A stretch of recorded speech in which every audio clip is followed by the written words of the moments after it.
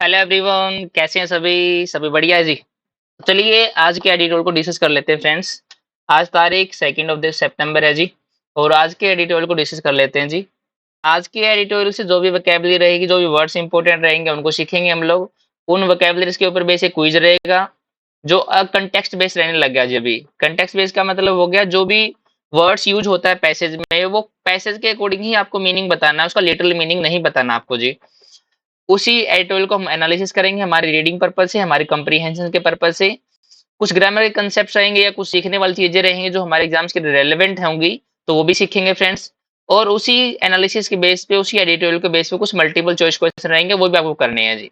जैसा कि मैं हर वीडियो में बोलता हूँ आप लोगों को, जितने भी क्विज आप लोग अटेम्प्ट करते हैं, तो आप लोग जरूर अपना स्कोर बताएं मुझे कि आप लोग कितना स्कोर कर पा रहे हो वोकैबुलरी क्विज में, और कितना स्कोर किया आपने कंप्रीहेंशन क्विज में जी।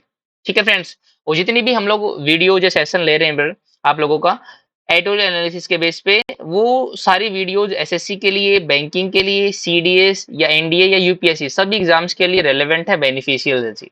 अगर आप लोगों को लग रहा है कि yes I am doing something beneficial for you, तो आप लोगों को चैनल को सब्सक्राइब करना है, लाइक कमेंट और शेयर जरूर करना है जी, ताकि आपके भाई बंधुओं के पास इन वीडियोज या ये वाला नॉलेज पहुंच सके और उनका कुछ फायदा हो सके जी। ठीक है जी।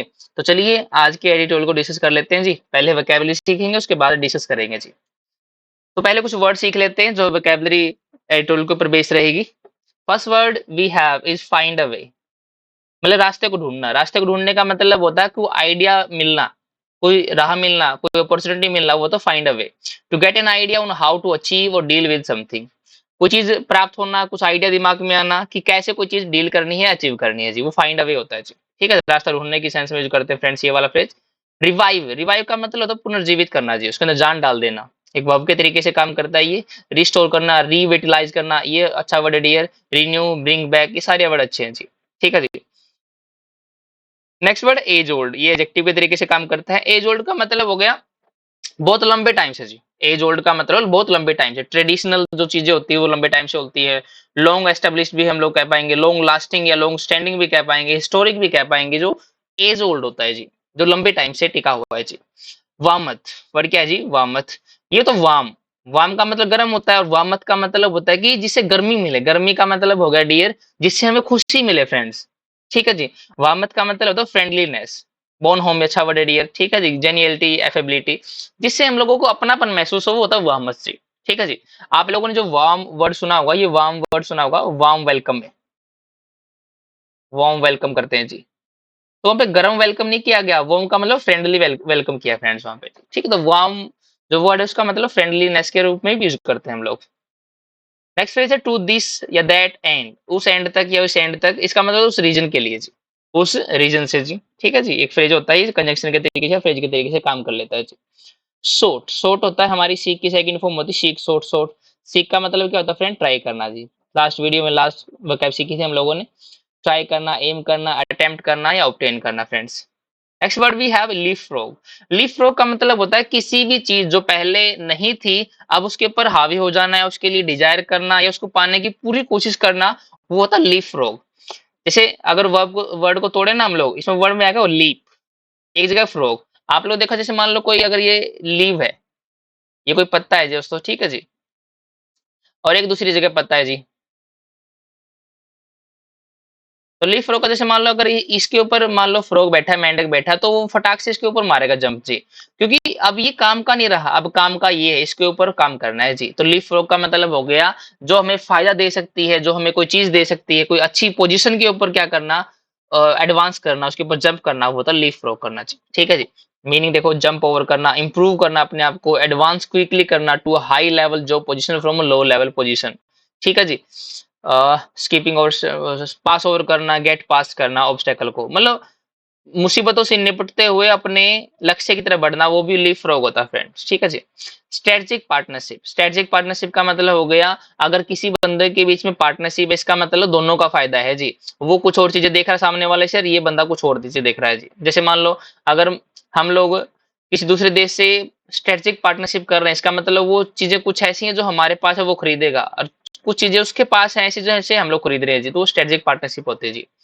It's a long term interaction between two countries based on political, economical, social और हिस्टोरिकल फैक्टर्स। ठीक है, इन सभी फैक्टर्स से कंट्रीज के बीच में क्या होगी, इंटरेक्शन होगी फ्रेंड्स। डायलॉग, डायलॉग का मतलब बातचीत होता है फ्रेंड, नाउन के तरीके से काम करता है ये। डिस्कशन, डिस्कोर्स, डिस्कोर्स हम लोगों ने पिछली क्लास में पढ़ा, discourse, debate, talks, deliberation, negotiation और पार्ले। डेलिब्रेशन भी हमारे बातचीत होती है जी। ठीक है जी। मैकेनिज्म, मैकेनिज्म का मतलब होता है कोई मीडियम, कोई भी इंस्ट्रूमेंट, कोई भी अरेंजमेंट, वो होता है मैकेनिज्म जी। ठीक है जी, नाउन के तरीके से काम करता है फ्रेंड्स ये वाला। क्योंकि इस वर्ड के पीछे क्या आ गया, आईएसएम, ये ध्यान रखना। आईएसटी जनरली, आईएसएम अगर किसी वर्ड के पीछे मिल गए तो आईएसटी का मतलब वो पर्सन को डिनोट करेगा जी, और आईएसएम का मतलब होगा नाउन को डिनोट करेगा जी। ठीक है जी, ध्यान रखना। मैकेनिज्म होगा system, arrangement, scheme, policy, regime, apparatus, medium, agency, instrument और चैनल जी। निगोशिएशन, निगोशिएशन का मतलब बातचीत होता है, एक दूसरे में क्या करना, बातचीत करना, एग्रीमेंट करना। डिस्कशन होगा, discourse, debate, talks, deliberation, dialogue, poll, ये हम लोगों ने किया था जी। ठीक है जी। आगे देखते हैं फ्री ट्रेड। फ्री ट्रेड का मतलब होगा जब ट्रेड के पैसे ना लगेंगे जी, बस व्यापार होगा वहां पे। A policy to eliminate barriers, limit, regulation against imports and exports, जहाँ पे नियम वगैरह, लिमिट्स वगैरह, बैरियर्स वगैरह हटा दिए जाते हैं इंपोर्ट्स और एक्सपोर्ट को बढ़ाने के लिए जी, वो फ्री ट्रेड होता है जी। फोर्ज, क्या है जी वर्ड, फोर्ज, फोर्ज का मतलब क्रिएट करना होता है, बनाना जी, सेटअप करना, क्रिएट करना, फॉर्म एस्टेब्लिश करना friends. Invasion, word we have is invasion. Invasion जो वर्ड दोस्तों बना वो बना इन्वेड से जी। इन्वेड का मतलब होता है दूसरे के टेरिटरी में बिना पूछे या बिना कुछ किए, बिना परमिशन के घुस जाना, वो होता है इन्वेड करना जी। इन्विजन का मतलब अटैक होता है जी, एक नाउन के तरीके से काम करता है, और इन्वेड एक वर्ब के तरीके से काम करता है वर्ड। ठीक है जी। इन्विजन अटैक हो गया, ऑफेंस हो गया, ऑनस्लॉट हो गया, इनकर्जन हो गया, असॉल्ट हो गया जी। ठीक है जी। एक्सचेंज, एक्सचेंज का मतलब एक तो अदला बदली होता है डियर, एक्सचेंज होता है हमारा कुछ। एक एक्सचेंज का मतलब बातचीत करना भी होता है, कन्वर्सेशन करना जी। ठीक है, डायलॉग करना, मीटिंग, डिस्कशन करना जी। प्रेडिकेट ऑन या अपॉन, हम लोगों ने लास्ट क्लास में सीखा थी फ्रेजल वर्ब। प्रेडिकेट ऑन या अपॉन का मतलब होता है कि जो किसी का बेस हो जी, be dependent, establish, found, premise, जो किसी का बेस हो जी, वो प्रेडिकेट ऑन या अपॉन होता है जी। डिपेंड ऑन करना भी मीनिंग होता है इसका। एट प्ले, एट प्ले का मतलब होता है जो कोई चीज जो हमें रिजल्ट दे। जैसे मान लो हम लोग पढ़ रहे हैं, हम लोग तैयारी कर रहे हैं, ठीक है जी। We are at play, we are at play का मतलब हो गया हम ऐसी चीज की प्रोसेस में हैं जो हमें कुछ अच्छा रिजल्ट दे सकता है, हमारी नौकरी लग जाएगी तो हमारे घर की स्थिति सुधर जाएगी, ठीक है जी, हमारी लाइफ बन जाएगी, तो वी आर एट प्ले जी, इस सेंस में यूज करते हैं एट प्ले जी। Being something that helps produce a result, कोई चीज जो हमें हमारे रिजल्ट को प्रोड्यूस करने में हेल्प करे वो होती है एट प्ले। बीइंग एस्टेब्लिश भी बोल पाएंगे, इसको एस्टेब्लिश किया जा रहा है। मेल्ड, मेल्ड का मतलब मिलाना होता है डियर, कंबाइन करना, मर्ज करना, यूनाइट, इंटीग्रेट करना। अच्छा वर्ड है डियर, ध्यान रखना इसका। गेटवे, गेटवे का मतलब होता है किसी के एंट्रेंस होना जी, क्या, किसी का एंट्रेंस होना। डोरवे, एंट्रेंस भी लिखा भी है, a means of achieving something. ठीक है जी, जिससे हम लोग कुछ हासिल हो, ऐसी कोई भी चीज जिससे कुछ हासिल हो, मीडियम की सेंस में यूज करते हैं गेटवे को जी, एक मीडियम के तरीके से जी। ठीक है जी। प्लेंडर, प्लेंडर का मतलब लूटपाट होता है डियर, एक वर्ब के तरीके से लूट करना, रोब करना, रेड करना। रेंज से एक अच्छा वर्ड है डियर, डिवास्टेट भी अच्छा वर्ड है। ठीक है जी। स्पॉइल कर देना, उसी को तहस नहस कर देना। जैसे आप लोग देखो डाकू वगैरह आते हैं गांव वगैरह में, वो प्लंडर करके चले जाते हैं। प्लंडर का मतलब लूट तो चले जाते हैं लेकिन तहस नहस भी कर जाते हैं चीजें, वो तो प्लंडर करना चाहिए। ठीक है जी। आर्टिफैक्ट, आर्टिफैक्ट का मतलब होगा ऐसी कोई हिस्टोरिकल चीज, आर्कियोलॉजिकल चीज जो हमारी इंटरेस्ट के लिए हो, वो आर्टिफैक्ट होता है जी। ठीक है। इन जनरल अगर बात करें हम लोग तो ऐसा ऑब्जेक्ट जो ह्यूमन की वर्कमैनशिप के द्वारा बनाया गया जी, specially one of the historical और आर्कियोलॉजिकल इंटरेस्ट जी। ऐसी कोई भी चीज जो मतलब हिस्टोरिकल या आर्कियोलॉजिकल जो अभी प्रेजेंट नहीं है, अगर उसको दिखाने के लिए वो कोई चीज बनाई गई है तो वो आर्टिफैक्ट होगा जी। जैसे अभी डायनासोर प्रेजेंट नहीं है, लेकिन अगर कोई आर्टिफैक्ट तैयार कर दे उसका डायनासोर का, तो वो आर्टिफैक्ट कहलाएगा, जो हिस्टोरिकल और आर्कियोलॉजिकल चीजों से इंटरेस्टेड है जी। ठीक है जी। Impetus, word we have impetus. Impetus का वैसे होता है जल्दबाजी करना जी, हरीड करना, हरी करना। लेकिन एक इम्पेटस या नाउन के तरीके से आ गया जी। इम्पेटस का मतलब होता है अंदर से उमंग आना जी, अर्ज करना, नीड, जरूरत होना, ड्राइव करना, डिजायर होना, अंदर से स्टिमुलस पैदा होना, अंदर से फिलिप होना या इंपल्स होना जी। अंदर से एक उमंग पैदा होना कि यस मुझे करना है, मोटिवेशन भी कह सकते हैं इस चीज को। ठीक है जी।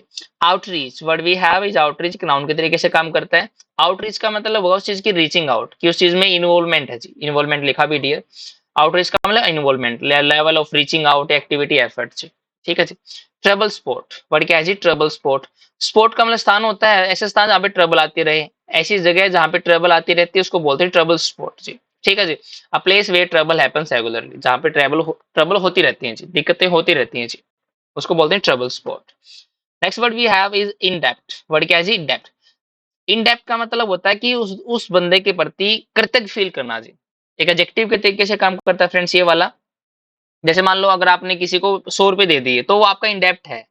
आप जैसे कुछ बोलोगे तो आपको उसको मानना पड़ेगा जी, इस सेंस में जो करते हैं इन डेप्थ जी। ठीक है जी। ऑब्लिगेटरी या किसी के अंडर ऑब्लिगेशन के अंदर काम करना जी। Beholden, obligated, under obligation, duty bound होता है। ड्यूटी बाउंड को भी बोल पाएंगे इन डेप्थ। ठीक है जी। डाइवर्सिफाई का मतलब होता है अपनी चीज को एक्सपेंड करना, वेरी करना। ठीक है। बहुत बड़ा लेवल पे उस चीज को फैला देना, वो डाइवर्सिफाई होता है। वेरी करना, ब्रिंग वेराइटी, मॉडिफाई करना, उसको अल्टर करना, चेंज करना, एक्सपेंड करना, एनलार्ज करना जी। ठीक है जी। वो तो डाइवर्सिफाई कर देना उस चीज को, अलग अलग चीजों में फैला देना जी। कोलिशन, कोलिशन का मतलब होता है कि चीजों में गठबंधन होगा जी, सुना भी होगा आप लोगों ने। ठीक है जी। कोलिशन होगा पार्टीज का। तो कोलिशन का मतलब गठबंधन, अलायंस हो गया, एसोसिएशन, यूनाइट या पार्टनरशिप जी। काउंटर, काउंटर का मतलब उस चीज को फेस करना जी, उस चीज से कन्फ्रंट करना। ठीक है। उस चीज को अपोज करना, रिपेल करना, वो होता है काउंटर करना जी। Combat, confront, stand up to, oppose, resist, rebuff. Rebuff अच्छा वर्ड है, रिबट भी अच्छा वर्ड ही है। ठीक है जी। और हमारा क्या बनेगा? रिपेल करना जी। आप लोगों ने रिबट सुना है, रिबट का मतलब होगा रिपेल करना, और एक अबट सुना था डियर। अबट, अबट का मतलब था कनेक्टेड,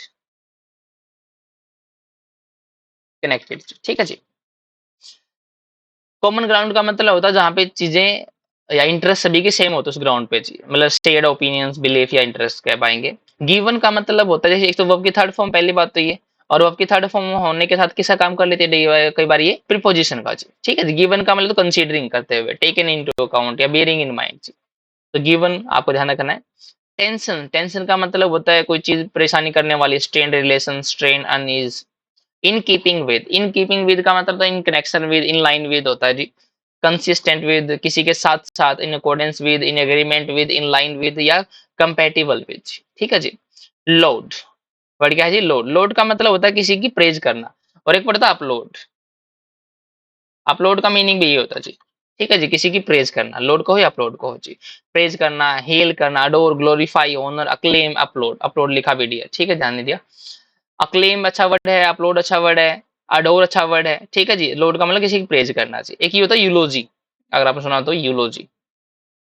यूलोजी का मतलब भी प्रेज करना होता है। ओमिन, वर्ड क्या है जी? ओमिन, ओमिन का मतलब सिग्नल या साइन होना किसी चीज के, sign, signal, augury, indication. Augury अच्छा वर्ड है जी। ऑगरी का मतलब होता है सिग्नल होना उस चीज का जी। ठीक है जी। ऑगरी से वर्ड बनता है ओगर। Set the course, set the course का मतलब होता है कोई चीज स्टार्ट करना जी। Set the direction for journey, goal या प्लान वगैरह। लैप्सिस, लैप्सिस का मतलब होता है चीज का खत्म हो जाना, धीरे धीरे, जैसे लैप्स हो गया, प्लान लैप्स हो गया हमारे जी। ठीक है जी। एक लैप्स का मतलब होता है जैसे मान लो चक्कर लगाते हैं ना हम लोग, मान लो 200 मीटर का ट्रैक है, तो एक चक्कर लगा दिया, एक लैप्स हो गया, दो चक्कर, दो लैप्स हो गए जी। तो लैप्स उस सेंस में बोलते हैं वो नाउन के तरीके से काम करता है फ्रेंड्स वहां पे, लेकिन लैप्स यहाँ पे वर्ब है। इस वर्ब का मतलब होता है डिसअपीयर होना, खत्म हो जाना, वेनिश हो जाना, फेड अवे, रन आउट या एक्सपायर हो जाना जी। ठीक है जी। वो तो लैप्स का मीनिंग जी। तो हम लोगों ने आज के एडिटोरियल की वोकैबुलरी सीख ली है। अब इसी वोकैबुलरी के बेस पे कुछ क्विज रहेंगे, 4-5 वर्ड्स रहेंगे डियर। कभी 4-5 होते हैं, कई बार 10 होते हैं, कई बार 8 भी होते हैं डियर। ठीक है जी। तो आप लोगों को कंटेक्स्ट के अकॉर्डिंग मीनिंग बताना है जी। ठीक है जी। तो आपके सामने वर्ड्स है, और जिस भी बच्चे को, एक सेकंड, जिस भी बच्चे को इस स्लाइड की, ये जो भी हम लोग इसमें डियर कर रहे हैं, ये वाली वोकैबुलरी कर रहे हैं, एडिटोरियल एनालिसिस कर रहे हैं, जो क्वेश्चंस गिवन है, अगर इसकी पीडीएफ आपको चाहिए तो मेरे टेलीग्राम ग्रुप पे अवेलेबल है, जो कि इसके डिस्क्रिप्शन में, इस वीडियो के डिस्क्रिप्शन में मिलेगा आप लोगों को जी। तो वहां जाके आप इसकी पीडीएफ डाउनलोड कर सकते हो। पहले पर अगर आप लोग उसको रिवाइज करना चाहते हो, अटेम्प्ट करना चाहते हो, तो पहले अटेम्प्ट कर सकते हो, पढ़ सकते हो, और बाद में वीडियो देख सकते हो जी।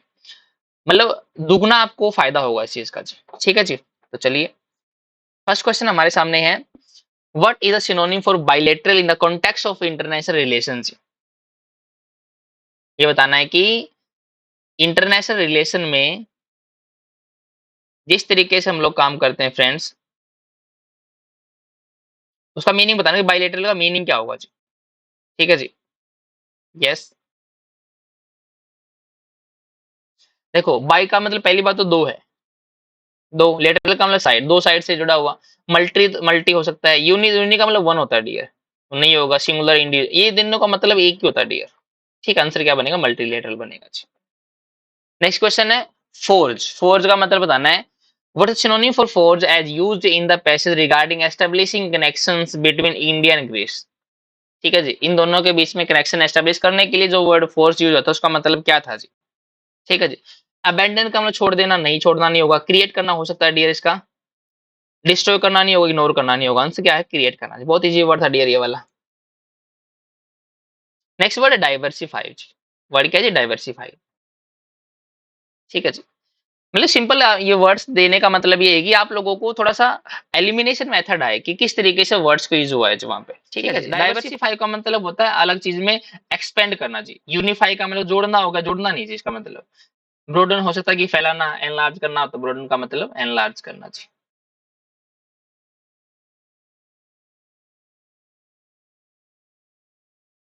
एनलार्ज करना जी। ठीक है जी। सिंप्लीफाई नहीं करना, आइसोलेट नहीं करना। आंसर क्या बनेगा डियर? ब्रोडन करना जी। Impetus. What is the synonym for impetus as it relates to geopolitical factors driving Greece actions? Impetus का जो वर्ड यूज हुआ है ग्रीस के एक्शंस में, उस तरीके से मीनिंग क्या हुआ इम्पेटस का, वो मतलब आपको बताना है जी। इम्पेटस का मैंने बताया कि आप लोगों को एक तो जल्दबाजी होता है डियर का मतलब, और एक तो डिजायर भी होता है जी। ठीक है, ड्राइव, नीड, ये सारी होती है। Hindrance, resistance, stagnation. स्टैग्नेशन का मतलब चीजें जहां पे रुक जाती है, थम जाती हैं जी।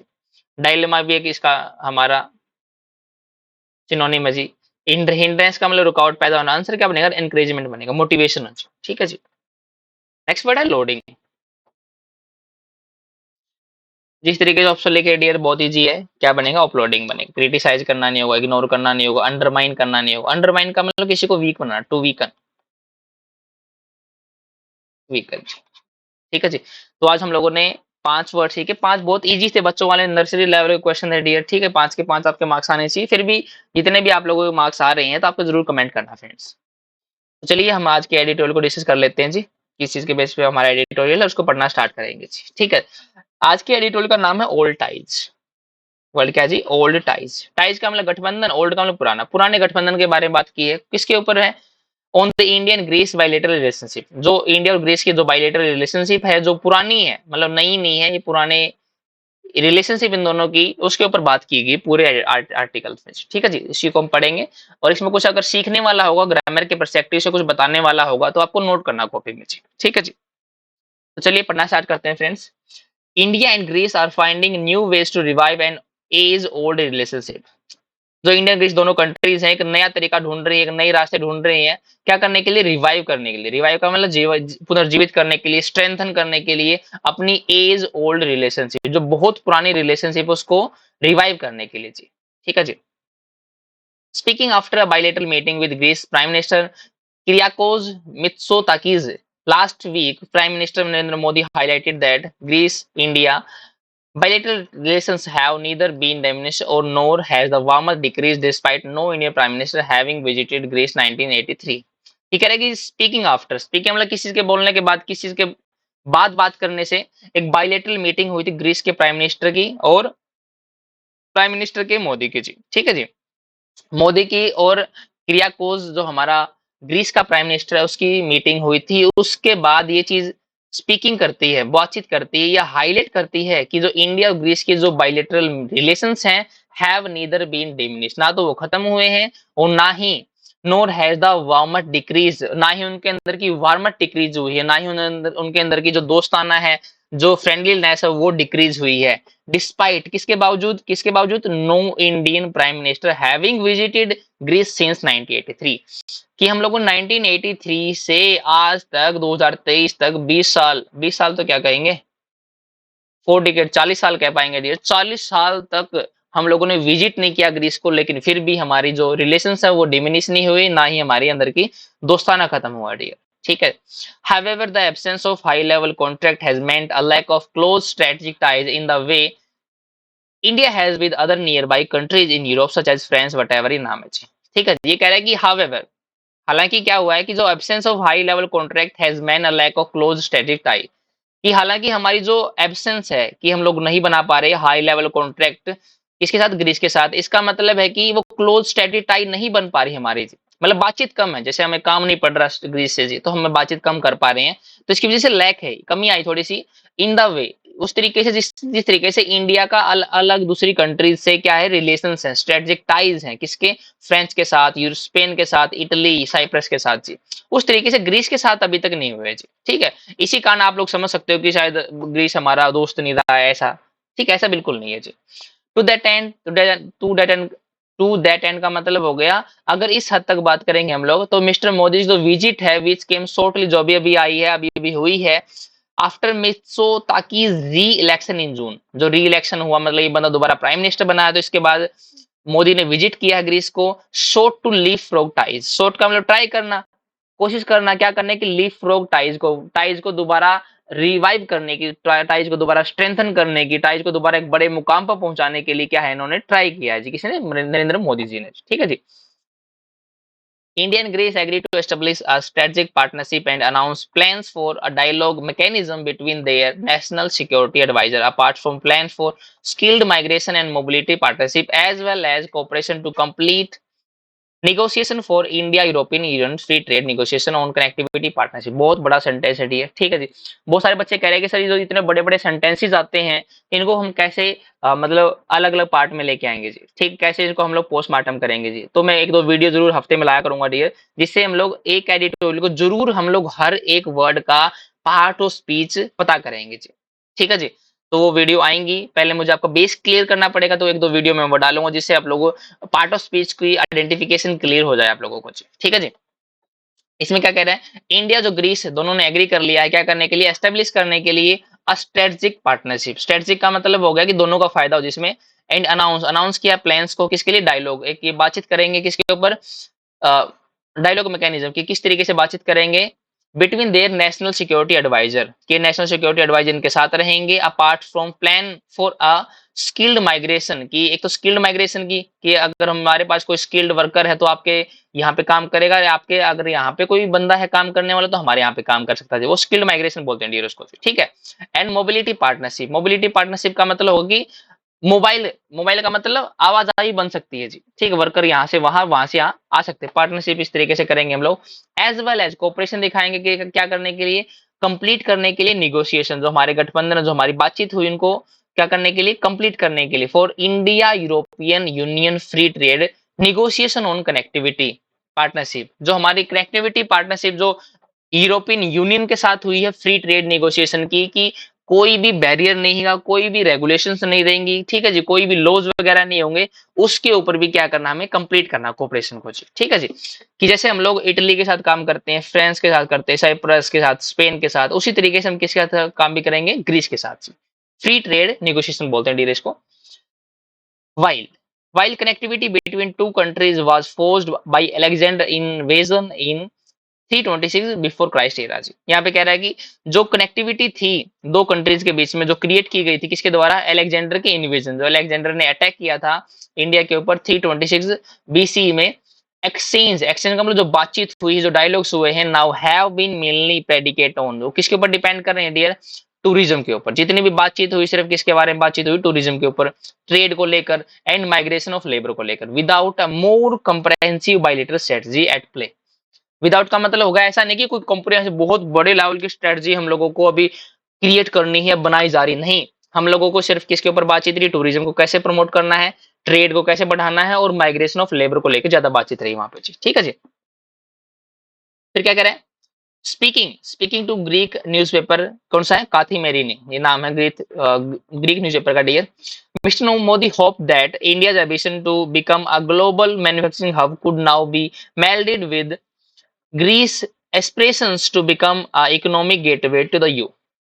यहाँ पे कह रहा है कि इस न्यूज़पेपर से बात करते हुए जब रिपोर्टिंग चल रही थी वहां पे कुछ क्वेश्चन आंसर चल रहे थे डियर, तो मिस्टर मोदी ने क्या किया, होप किया, आशा करता है कि जो इंडिया के जो एम्बिशन है, जो अंदर से जो इसका लक्ष्य है क्या करने का, ग्लोबल मैन्युफैक्चरिंग हब बनने का, could now be melded, could now be melded मतलब इसके अंदर कौन भी ऐड हो गया, ग्रीस भी ऐड हो गया डियर। ठीक, ग्रीस की एक्सप्रेशन भी ऐड होगी, क्या करने के लिए, बिकॉन है become an economic gateway to the EU. EU का मतलब यूरोपियन यूनियन के लिए अब इंडिया के रास्ते क्या गए, खुल गए हैं जी। अब आप लोग हमारे साथ फ्री ट्रेड मार्क्स कर सकते हैं जी। ठीक है जी।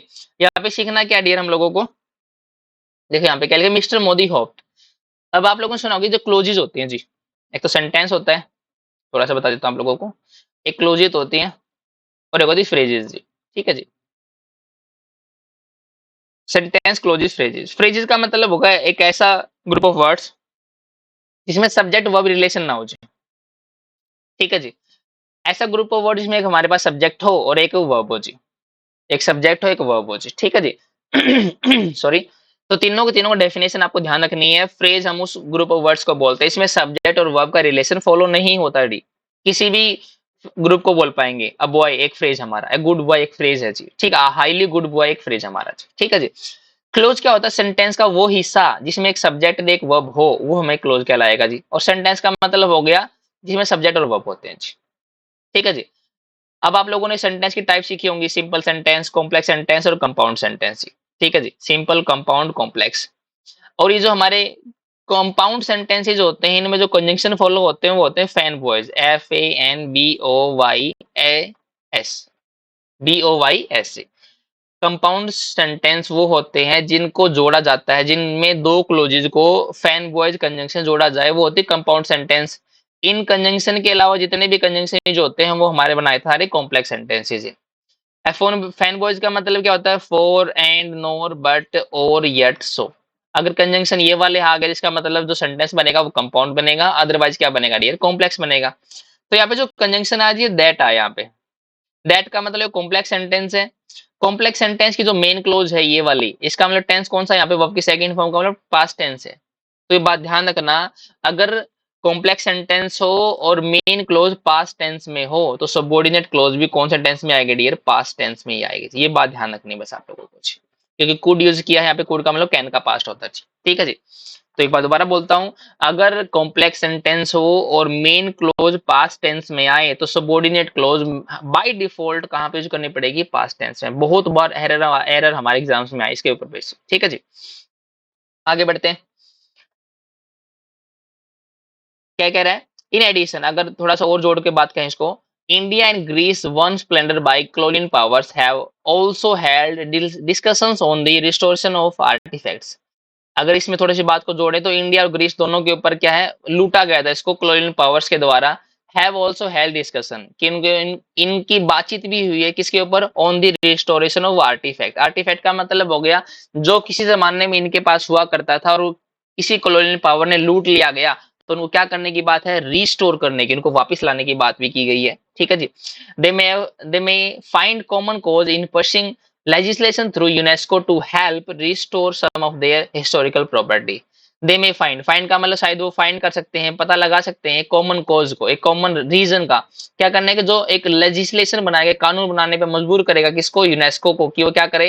हेल्प करे, कि हमें हमारी हेल्प करे क्या करने में? रिस्टोर करने में सम ऑफ देयर हिस्टोरिकल प्रॉपर्टी, की जो हमारी प्रॉपर्टी किसी दूसरी क्लोनियल पावर के पास है तो वो हमें वापस दिलवाए। ठीक है जी। ये दोनों की मतलब ये दोनों बंदे अगर कुछ चाहेंगे तो हो सकता है, कहने का मतलब डियर ये है। सीखने वाला पर्पज यहाँ पे क्या है? यहाँ पे लिखा हेल्प के बाद रिस्टोर। हेल्प भी वर्ब की फर्स्ट फॉर्म है और दूसरे बाद रिस्टोर भी वर्ब की फर्स्ट फॉर्म है। ये फंडा क्या होगा? दो एक साथ वर्ब की फर्स्ट फॉर्म कैसे आ सकती है? अब होता है क्या है कि आप लोगों ने इन्फिनेटिव एक चैप्टर पढ़ा हुआ डियर, इन्फिनेटिव। थोड़ा सा अलग स्क्रीन ले लेते हैं।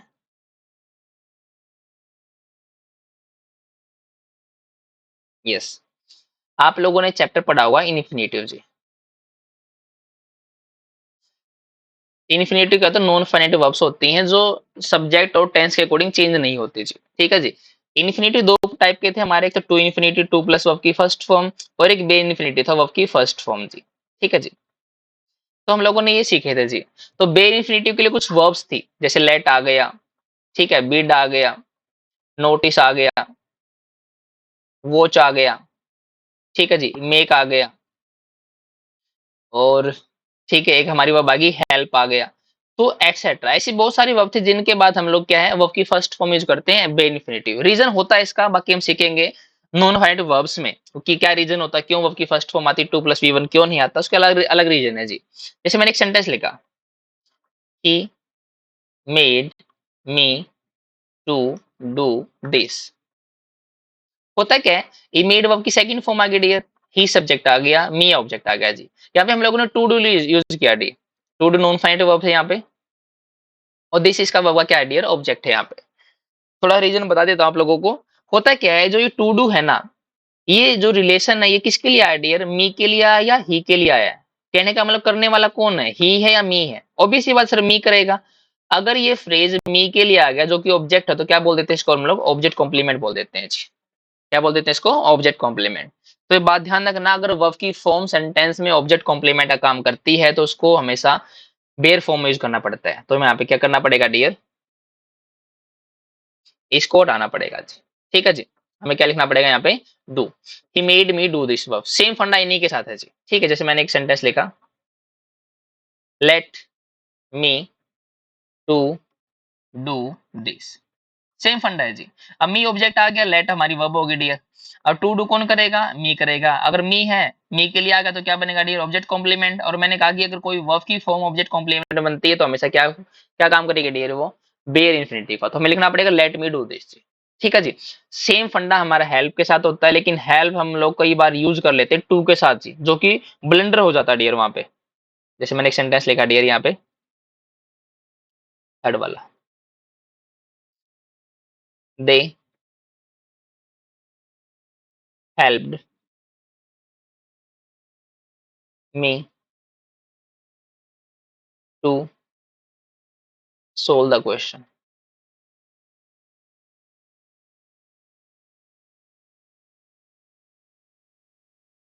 ठीक है जी, अब हमें पता लग गया हेल्प वर्ब आ गई डियर, मी ऑब्जेक्ट हो गया, करने वाला कौन है, सोल्व करने वाला मी करेगा डियर। ये क्या आ गई, ऑब्जेक्ट के लिए कॉम्प्लीमेंट आ गया डियर, तो क्या हटाना पड़ेगा यहाँ पे, टू हटाना पड़ेगा जी। तो बात ध्यान रखना, हेल्प के बाद ये नोट कर लेना, या तो हेल्प के बाद अगर कोई वर्ब यूज करनी है तो तुरंत बाद वर्ब की फर्स्ट फॉर्म यूज करोगे। ठीक है जी, अगर आपको और कुछ वर्ब लगानी भी है तो एक फंडा है कि इन लगा के आप लोग वर्ब की फर्स्ट फॉर्म प्लस में आईएनजी लगा पाओगे जी। ठीक है जी, बस ये बात ध्यान रखनी है आप लोगों को, इन प्लस वर्ब की फर्स्ट फॉर्म प्लस आईएनजी आएगा, या वर्ब की अकेली वर्ब की फर्स्ट फॉर्म, ये बेर इंफिनिटिव होता है और ये इन प्लस में जीरेंड होता है जी। ठीक है जी, तो हमें यही सीखना था यहाँ पे। चलते हैं हमारे लेक्चर की तरफ।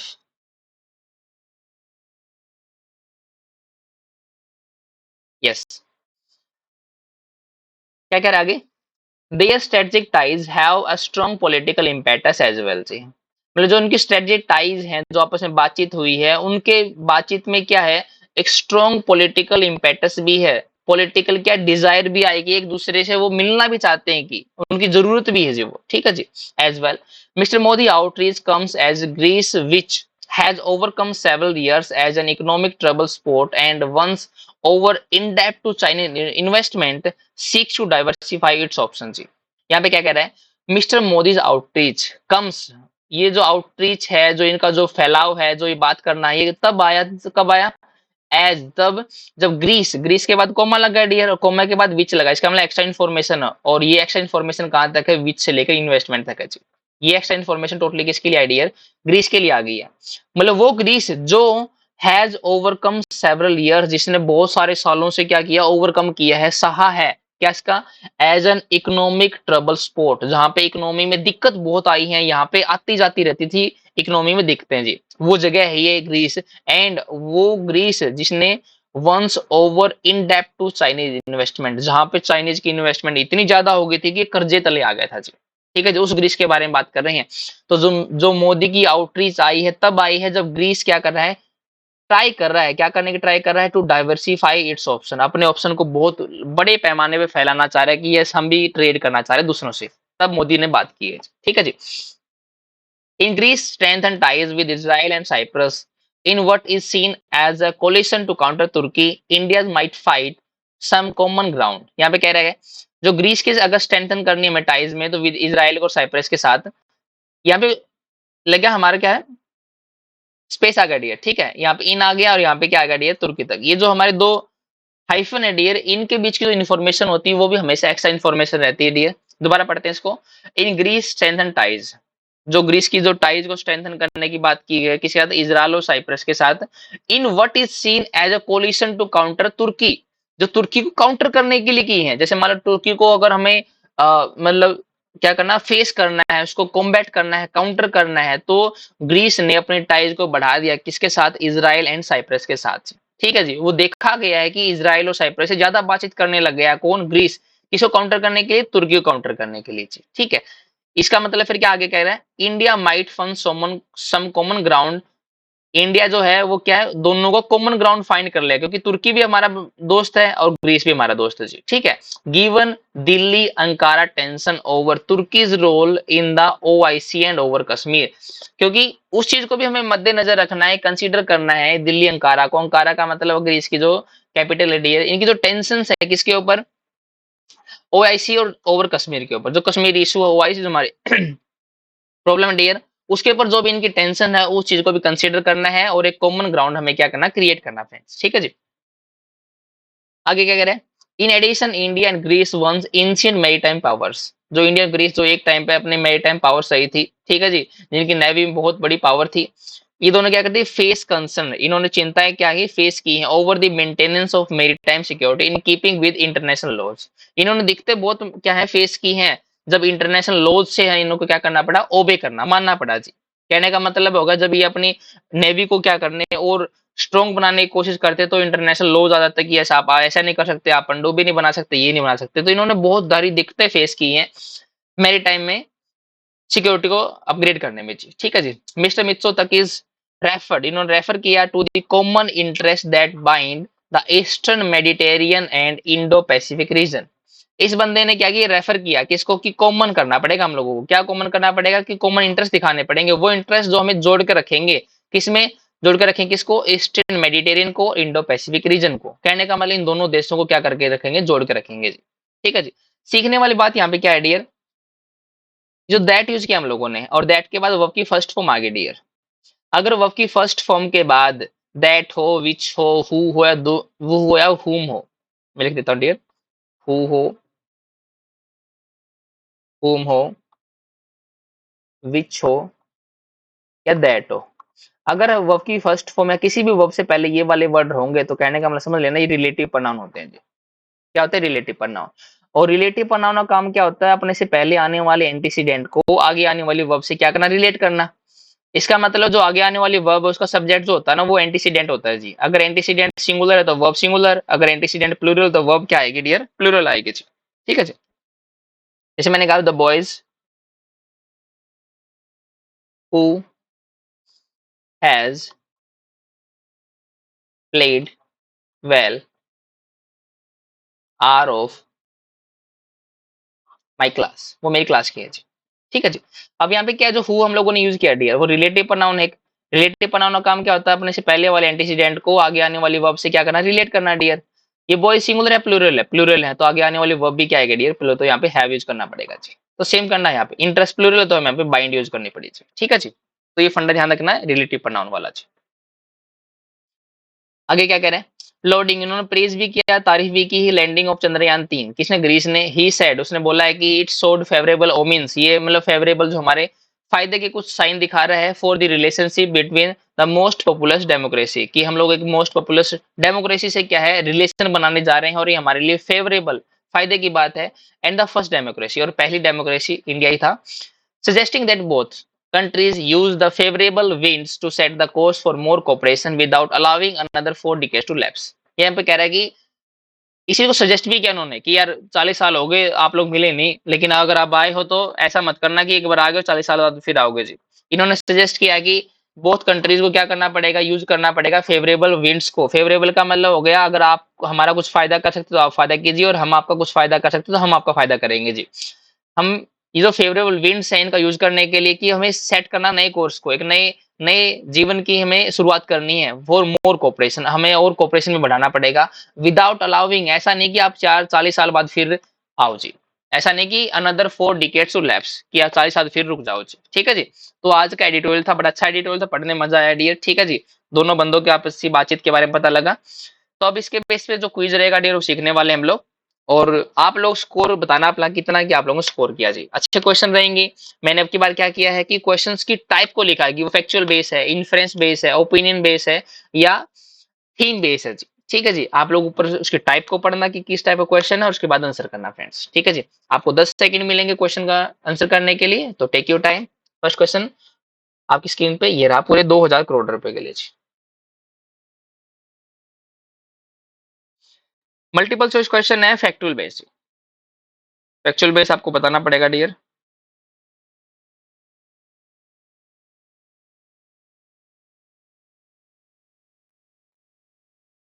क्वेश्चन है, what is the current level of trade between India and Greece? India और ग्रीस में जो करंट लेवल है ट्रेड का वो क्या है? एक जगह बात हुई थी 5 मिलियन, 1 मिलियन, 10 मिलियन की, नहीं कितने मिलियन की, 2 बिलियन की जी। ठीक है जी, ये बहुत इजी फैक्चुअल बेस है, मतलब एज इट इज मिलेगा आप लोगों को। ठीक है जी, आगे देखिए first second question. Inference base, inference का मतलब आपको समझना पड़ेगा पैसेज में किस तरीके से बात की गई है। ठीक है जी, why did Prime Minister Narendra Modi visits to Greece come shortly after the Mr. Mitsotaki's re-election? कि मित्सोतकी जो प्राइम मिनिस्टर था ग्रीस का, जब उसका री इलेक्शन हुआ, दोबारा जो प्राइम मिनिस्टर बना, उसके तुरंत बाद ही नरेंद्र मोदी वहां पे विजिट करने गया। क्यों करने गया जी, ये आपको रीजन बताना है। ठीक है जी, एज इट इज रीजन वहां पे नहीं मिला, लेकिन आपको इन्फ्लुएंस करके बताना पड़ेगा फ्रेंड्स। पहले वाला कि वो कल्चरल एक्सचेंज करना है कि यस आपकी कल्चरलिटी अच्छी है, हम लोगों को एक्सचेंज करना है, नहीं ऐसी बात नहीं की डियर। सेलिब्रेट करना है कि हिस्टोरिकल इवेंट को, ऐसी कोई बात नहीं दी गई। तो स्ट्रेंथन करना बायलेटरल स्ट्रेटेजिक टाइज को, कि हम आपस में जो टाइज हमारी उसको और भी स्ट्रेंथन करना हो सकता है हमारा। निगोशिएट करना ट्रेड एग्रीमेंट्स को, नहीं ट्रेड एग्रीमेंट को निगोशिएट करने की बात तब होती है जब ट्रेड एग्रीमेंट बन गए होते और बाद में निगोशिएट कर रहे डियर हम लोग, नहीं अभी तो बनाएंगे ना डियर। आंसर क्या बनेगा हमारा? सी वाला। ठीक है, इजी क्वेश्चन है। नेक्स्ट क्वेश्चन है multiple choice question, geopolitical, मतलब ज्योग्राफी और पॉलिटिकल दोनों को इंक्लूड करके क्वेश्चन बनाया डियर ये। Take your time. What common ground might India find with Greece in their strengthened ties with Israel and Cyprus? मतलब क्या कॉमन ग्राउंड इंडिया बनाएगा, फाइंड करेगा ग्रीस के साथ in their strengthen ties with Israel and Cyprus, जब Israel और Cyprus के साथ इसकी अच्छी स्ट्रेंथन टाइज हैं जी, तो ये ग्रीस के साथ व्यापार करने में ऐसा कौन सा कॉमन ग्राउंड क्रिएट करेगा, वो हमें बताना है जी। ठीक है जी, फर्स्ट वाला है कि टूरिज्म को प्रमोट करेगा, नहीं ऐसा तो साइप्रस और इजराइल के केस में बात नहीं हो रही है। ये कर काउंटरिंग तुर्कीज इन्फ्लुएंस, यस ये हो सकता है कि जो ये साइप्रस और इजराइल हैं ये दोनों बंदे किससे इन्फ्लुएंस होते हैं? तुर्की से। अगर वहां पे तुर्किस की इन्फ्लुएंस को कम कर दिया, इसका मतलब तीनों बंदे एक जगह पे आ जाएंगे, एक जगह पे आने का मतलब हो जाएगा कॉमन ग्राउंड उन्होंने फाइंड कर ला दिया, ये हो सकता है आंसर हमारा। एडवांसिंग टेक्नोलॉजी, टेक्नोलॉजी को एडवांस करने की बात नहीं की गई डियर। एक्सपेंडिंग कल्चरल, कल्चर की बात नहीं की गई। ऐसे ऐसे वर्ड ढूंढने आप लोगों को, कल्चर टेक्नोलॉजी बात हुई है कि नहीं हुई है। आंसर क्या बनेगा डियर? थर्ड वाला जी। ठीक है जी, बहुत इजी क्वेश्चन था, अच्छा क्वेश्चन था। नेक्स्ट क्वेश्चन है ओपिनियन बेस्ड। नेक्स्ट क्वेश्चन क्या है? ओपिनियन बेस्ड, पढ़ते हैं एक बार। According to Mitsotakis what do the landing of Chandrayaan 3 and favourable omen in present? मतलब इस बंदे के अकॉर्डिंग ये जो चंद्रयान 3 का लैंड करना है और फेवरेबल ओमिन्स क्या रिप्रेजेंट करते हैं इस बंदे के अकॉर्डिंग। ठीक है, वो हमें बताना फ्रेंड्स। पहली बात तो जो फेवरेबल वर्ड है ना, वो थ्रेट के लिए तो नहीं आएगा यार, देखते मेरा नाम आ गया तो सी ऑप्शन तो नहीं आएगा डियर यहाँ पे जी। ठीक है जी, इकोनॉमिक ग्रोथ हो सकता है हमारा। Positive science for India Greece relationship, ये भी अच्छा वर्ड है।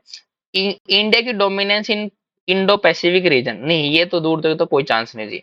अब आंसर हमारे यहाँ तो बनेगा ए या बनेगा बी, इकोनॉमिक ग्रोथ के लिए, या in positive science for India Greece relationship. एक बात देखना यहाँ पे वर्ड लिखा फेवरेबल, फेवरेबल का मतलब हो गया इसे फायदा होगा, और फायदा होने का मतलब क्या है? ये पॉजिटिव साइंस है। ठीक है, आंसर क्या बनेगा डियर? बी वाला। इकोनॉमिक ग्रोथ एक हमारा मतलब बिल्कुल स्ट्रेट फॉरवर्ड रीजन बता दिया जी, स्ट्रेट फॉरवर्ड रीजन नहीं बताया क्योंकि अभी तक तो हमारी टाइज बनी नहीं है डियर, वो फेवरेबल और मीन्स जी। ठीक है जी, लास्ट क्वेश्चन है, आंसर देना आप लोगों को। हिस्टोरिकल रेफरेंस के ऊपर बेस है जी। ठीक है, हिस्टोरिकल का मतलब एक ही जगह जिक्र हुआ है, अलेक्जेंडर वाला जी। ठीक है, how was the connectivity between India and Greece initially establish according to the passage? कैसे हुई थी डियर?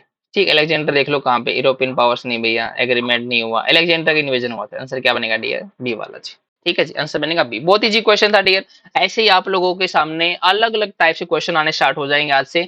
कॉलम बेस्ड क्वेश्चन आएंगे जी, रेफरेंस बेस आएंगे, थीम बेस आएंगे। ठीक है, थीम पूछा जाएगा पैसेज का, ऐसे ऐसे क्वेश्चन आपके सामने आएंगे जी। ठीक है जी, इसी पैसेज को हार्ड भी बनाया जाएगा, इसी पैसेज को थोड़ा सा मॉडरेट भी बनाया जाएगा और इजी भी बना पाएंगे, तो आप लोगों को मोरल डाउन ना हो जाए। ठीक है जी, तो आज के एडिटोरियल हमें ये डिस्कस करना था। फिर भी एक दोबारा कहता हूँ, अगर आप लोगों को ये वीडियोस अच्छे तरीके से पसंद आ रही हैं, आप लोगों को फायदा हो रहा है, तो डू सब्सक्राइब प्लीज, और अपने फ्रेंड्स अपने दोस्तों के साथ इन चीजों को शेयर और कमेंट कीजिए जी। ठीक है जी, तो आज की इस वीडियो में हमें ये डिस्कस करना था फ्रेंड्स। बाकी मिलते हैं नेक्स्ट वीडियो में, तब तक के लिए थैंक यू फ्रेंड्स।